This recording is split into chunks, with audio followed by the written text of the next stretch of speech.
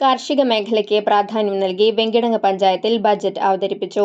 കർഷകരെ പിന്തുണയ്ക്കുന്നതിനും വിവിധ വികസന പദ്ധതികൾക്കും ബജറ്റിൽ പ്രാധാന്യം നൽകിയിട്ടുണ്ട്. അടിസ്ഥാന സൗകര്യങ്ങൾ മെച്ചപ്പെടുത്തൽ, കുടിവെള്ള പദ്ധതികൾ, ആരോഗ്യം, വിദ്യാഭ്യാസം, വനിതാ യുവജന വയോജന ക്ഷേമം തുടങ്ങിയ മേഖലകളിലുള്ള പ്രത്യേക പദ്ധതികൾ ബജറ്റിൽ ഉൾപ്പെടുത്തിയിട്ടുണ്ട്. റോഡുകളുടെ നവീകരണത്തിന് 1.36 കോടി വകയിരുത്തി.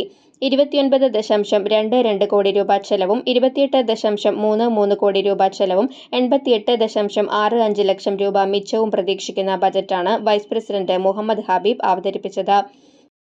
10 ലക്ഷം വിദ്യാഭ്യാസത്തിനായി 28,70,75,000, തുടർ വിദ്യാഭ്യാസവും സാക്ഷരതയും 50,000, കലാ സാംസ്കാരിക യുവജനക്ഷേമം 3,30,000, ആരോഗ്യവും കുടിവെള്ളവും 47,65,000, പാർപ്പിടം ചേരി വികസനം 3,90,15,000, സാമൂഹിക ക്ഷേമം സുരക്ഷിതത്വം 47,39,000, പോഷകാഹാരം 23,62,500, അങ്കണവാടികൾക്കായി 25,26,27 സാമ്പത്തിക വർഷത്തേക്കായുള്ള ബജറ്റിൽ പ്രാരംഭ ബാക്കിയായി 52,46,208 രൂപയും പ്രതീക്ഷിത വരവായി 28,69,79,250 രൂപയും മൊത്തം വരവ്